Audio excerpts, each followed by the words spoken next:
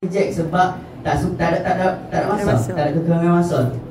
Tambah-tambah lagi ni bila nak dekat hujung tahun, bila hujung tahun ni kita tahulah kita nak kena siapkan report, kita nak kena buat preparation untuk tahun depan. Tambah hujung tahun ni saya nak kahwin, lagi busy. Ya. Tapi tuan-tuan dan puan, bila saya nampak je dekat dalam surat tu tulis Sekolah Kebangsaan Bukit Teng. Saya tak baca lah, saya tak baca. Saya nampak Sekolah Kebangsaan Bukit Teng, saya beritahu kat PA saya, Cik Fakrul, bagi tahu dekat cikgu, saya akan ada di sana. Saya akan ada di sana. Saya ni sebenarnya, saya beritahu jujur lah, saya rasa terharu. Sebab saya sebagai alumni sekolah ni, bila saya dijemput, saya rasa terharu lah. Rasa seronok. Bila saya dapat dijemput ke datang ke sini, rasa macam kembali ke sekolah semula lah.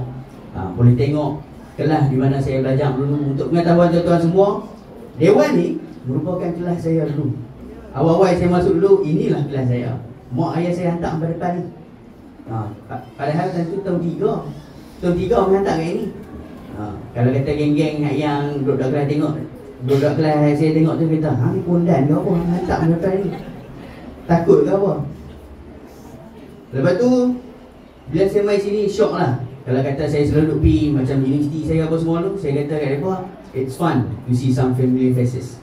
Seronok boleh tengok muka-muka cikgu-cikgu yang mengajar saya, Cikgu Ernie. Ramai ni, ramai cikgu yang mengajar saya yang masih ada di sini. Sebab apa? Waktu tu saya masuk tu mereka muda lagi. Sekarang pun muda lagi lah. Bagi saya lah kan, tuan-tuan dan puan, pengalaman yang paling menyeronokkan dalam hidup ni, walaupun saya hidup taklah lama mana, tapi pengalaman paling seronok ni adalah waktu sekolah lah. Sebab waktu ni kita tak payah fikir ni pasal komitmen. Tak payah fikir balik rumah nak kena fikir bayar bil elektrik, nak kena bayar duit kereta, kena bayar duit rumah. Waktu kat sekolah, mai sekolah belajar, tak belajar jumpa kawan-kawan main. Tapi kita ni sebagai pelajar, kita tak boleh lupakan tanggungjawab utama kita sebagai seorang pelajar bila kita main sekolah adalah untuk menuntut ilmu. Tuan-tuan dan puan, suka ingin saya ceritakan pengalaman saya sewaktu sekolah di Bukit Teng. Saya banyak wakil sekolah di sana, di sini semua, dan jumpa dengan sekolah-sekolah yang besar. Sekolah Stowell lah, sekolah Cikgu Ismail dulu. Banyaklah sekolah-sekolah lain. Dan satu benda yang selalu saya dapat lah, ataupun kritikan, ataupun kita panggil ni sebagai budak-budak ni, kita panggil, mereka ni duk ejek kami lah. Mereka kata, pirah sekolahan kecil saja, sekolah duduk dalam kampung. Sekolah kita di luar bandar, betul sekolah pun kecil. Seolah-olah sekolah ni tak boleh melahirkan orang-orang yang hebat. Ini adalah tanggapan orang-orang kepada sekolah Bukit Teng. Tetapi mereka tak tahu sebenarnya sekolah Bukit Teng ni dah melahirkan ramai orang yang hebat. Di sinilah bermulanya perjalanan saya sebagai seorang pelajar sehingga saya berada di tempat yang mana saya berdiri sekarang ni. Untuk pengetahuan tuan-tuan dan puan, sekolah ni juga bukan saja melahirkan businessman, ada juga yang jadi doktor. Dekat tempat kerja saya di First Grade Resources dan Berhad, ada satu pelajar pada Bukit Teng yang mana dia ni kemis. Produk-produk yang dihasilkan dekat kami punya kilang tu dibantu oleh dia. Formulasi tu dibuat oleh dia. Produk Al-Sukri, dia saya tak boleh beritahu, tapi saya beritahu, nak beritahu betapa hebatnya orang-orang ni menghasilkan produk Al-Sukri, produk Hanizalika, Syahizi Sam. Dia yang bancuh, dia yang buat formulasi. Hebat tak hebat budak Bukit Teng ni. Yang orang duk kata sekolah kecil, sekolah dalam kampung, sekolah luar bandar, inilah hebatnya. Tuan-tuan dan puan, waktu saya dekat sekolah Bukit Teng ni, Ustazah Maziah, siapa tak kenal Ustazah Maziah? Semua kenal Ustazah Maziah. Ustazah Maziah ni dia ambil saya, dia panggil saya, okey Muklis, kita nak dekat dengan majlis penganugerahan. Ustazah nak kamu buat performance, kamu menari, okey menari endang, okey menari zapin, menari boria. Okey kali ni kita nak buat event Islamik pula. Ustazah tak mahu kamu menari. Sekali kena kecam. So Ustazah kata okey main kompang. Lepas tu bila masuk ke bahagian akademik pula, Cikgu Vazni, Teacher Vazni ajak saya, okey Muklis, I want you to do public speaking. So dia ajak saya public speaking, dia bawa saya pergi sekolah macam bubuk dua. Ajak saya macam nak masuk spelling bee, macam nak mengeja apa semua. Inilah apa yang saya praktikkan kat sekolah ni. Dan benda inilah yang bawa saya ke mana saya berada sekarang. Semua benda yang saya praktikkan ni, cikgu-cikgu ajak saya kat sini, benda ni yang memupuk sikap kepimpinan. Daripada sekolah ni lah mulanya. Saya dulu waktu saya tadika, saya bukanlah pelajar yang cemerlang. Tapi saya bukan sekolah kat sini, saya tadika tempat lain lah. Waktu saya tadika dulu, bukanlah pelajar yang cemerlang. Saya tahun 6 tahun, saya duduk kelas 5 tahun. Tetapi bila saya masuk kat sini, cikgu-cikgu dekat sini bagi kat saya kepercayaan. Jadi saya telah wakil sekolah, main tu, main ni, masuk acara tu, acara ni. Pada tahun 6, saya telah dilantik sebagai ketua pengawas. Jadi disitulah mulanya saya memupuk ataupun menerapkan sikap kepimpinan dan juga confident. Ya. Dekat situ mulanya saya masuk ke sekolah menengah, saya masuk ke MRSM, saya jadi presiden dekat sana juga. Saya masuk ke Universiti Teknologi Petronas, saya jadi presiden pelajar dekat sana juga. Sampaikan saya habis belajar pun, saya jadi alumni presiden. Sekarang ni saya dah masuk ke dalam syarikat, saya jadi CEO. Di bawah saya ada 200 orang. Dia nak fikir macam mana nak bagi makan kalau kata saya tak terapkan sikap kepimpinan, kerajinan seawal sekolah rendah. Sekolah rendah, prasekolah. Mungkin ada yang akan kata, oh dia ni dia tunjuk hebat ya. Ya betul, saya nak tunjuk hebat. Sebab kehebatan tu mula dekat sini. Di sekolah Bukit Ten ni lah yang memupuk saya untuk jadi seorang yang hebat. Mudah ke nak terapkan sifat kepimpinan, keberanian, kerajinan? Bukan perkara yang mudah. Kalau kata kita nak berjaya ni cukup susah. Memang susah. Tetapi bila kita dah berjaya, kalau kita tidak nak jatuh tu, bila-bila kita boleh jatuh. Jadi saya ingin tekankan 3 elemen yang penting untuk berjayanya satu-satu individu di dalam dunia ni. 3 elemen penting di sebalik kejayaan seseorang. Yang pertama adalah individu itu sendiri. Dalam konteks sekolah ni, murid-murid lah, pelajar lah, kena ada sifat keinginan untuk berjaya, kena ada keinginan untuk mengubah nasib, kena ada keinginan untuk berdiri di menara gading. Bila ada keinginan ni, barulah murid ada motivasi untuk belajar, barulah murid ada motivasi untuk jadi lebih rajin. Lepas tu elemen yang kedua adalah cikgu, pendidik.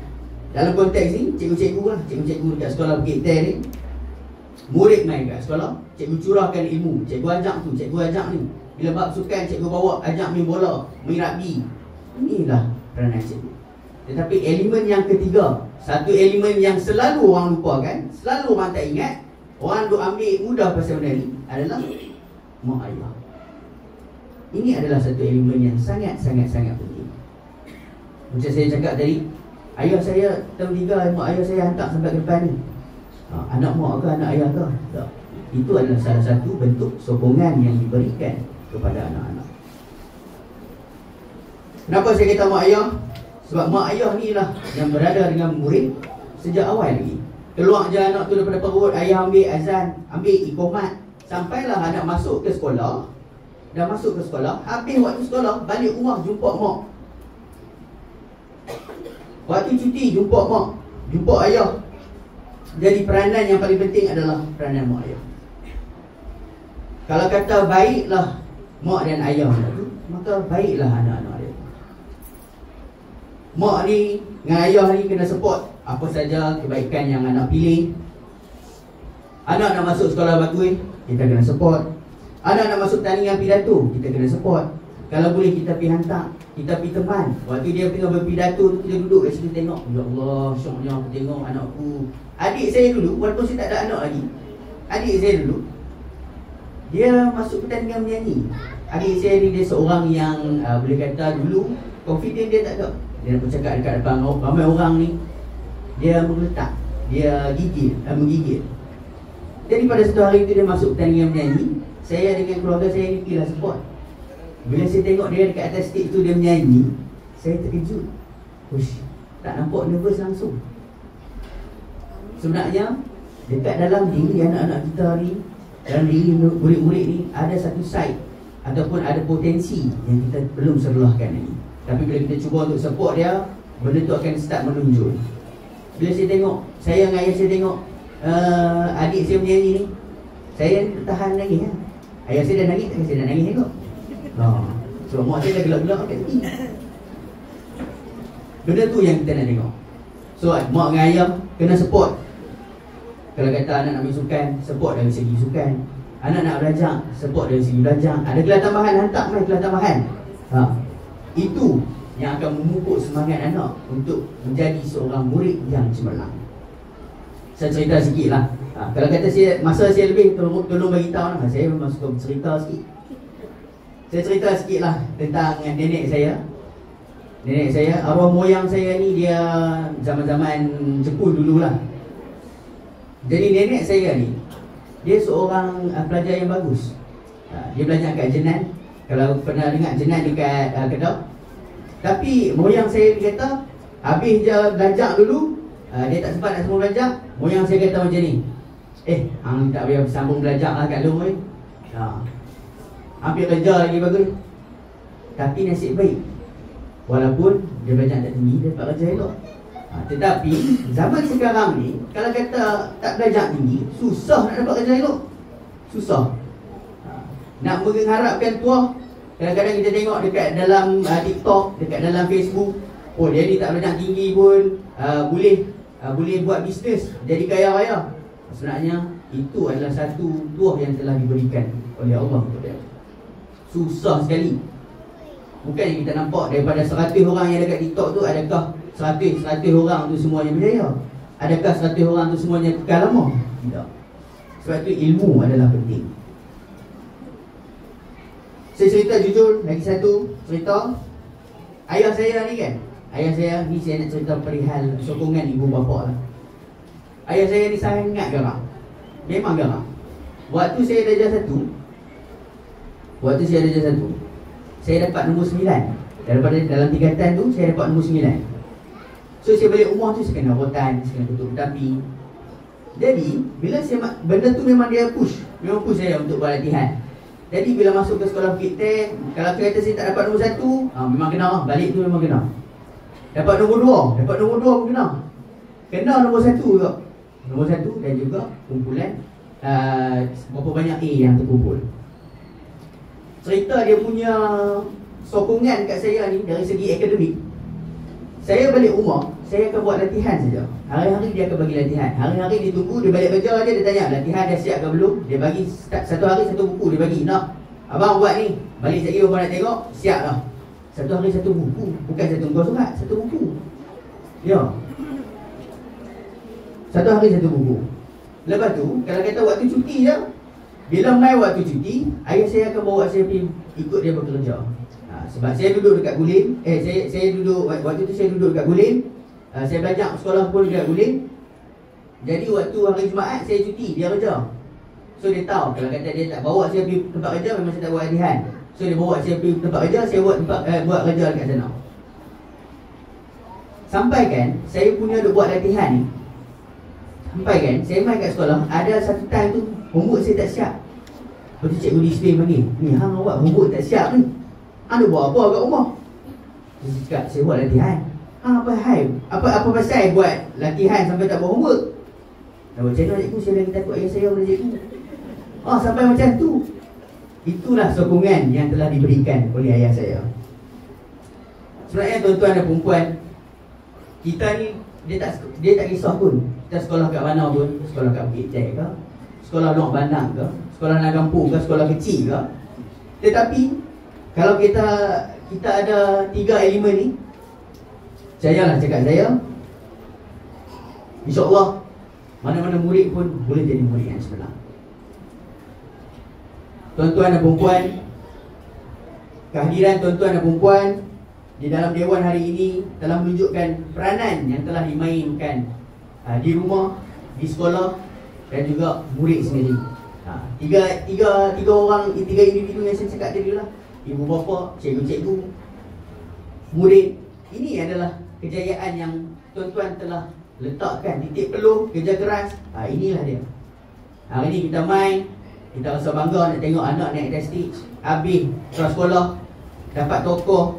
Ini adalah usaha dan titik perlu, tuan-tuan dan puan-puan. Syabas dan tahniah. Berikan tepukan untuk diri anda. Sebab kalau bukan sebab anda, hari ini akan berlaku. Saya faham, dekat sini bukanlah semua datang daripada keluarga yang senang. Bukanlah semua datang dari keluarga yang berduit. Ada sesetengah tu anak pun kena turun bekerja sebab nak tolong keluarga.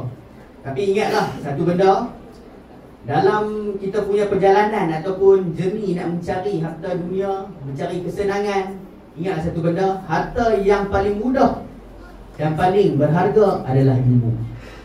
Jadi tekankanlah dekat anak-anak, kalau kata kena tolong bekerja, tekankan dari segi pembahagian masa, macam mana nak membahagikan antara waktu bekerja dan juga waktu belajar.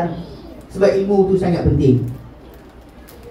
Saya harap dengan berlangsungnya majlis pada hari ini dapat memupuk semangat baru untuk murid-murid, untuk ibu bapa dan juga untuk cikgu-cikgu yang berada dekat sekolah sini, untuk melahirkan lebih ramai insan yang cemerlang. Saya pun dah bercakap panjang. Saya tak mau, saya tahu saya suka cerita sikit. Kalau ayah saya dia ada di sini. Dia kata, kacau majlis orang. Saya tak mau bertarik panjang lagi. Jadi dengan lafaz Bismillahirrahmanirrahim, saya Mukhlis Zulkifli merasmikan majlis penganugerahan sijil dan graduasi prasekolah SK Bukit Teh tahun 2020. Sekian, Assalamualaikum warahmatullahi wabarakatuh. Majlis merakamkan setinggi-tinggi penghargaan dan terima kasih kepada yang berusaha Encik Muhammad Mukhlis bin Zulkifli atas ucapan dan kesediaan untuk merasmikan majlis penganugerahan sijil itu tadi.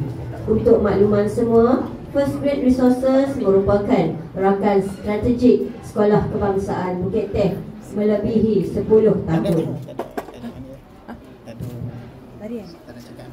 Hadirin hadirat yang dihormati, persembahan pelajar menyusul kini daripada putera Legendary Lestari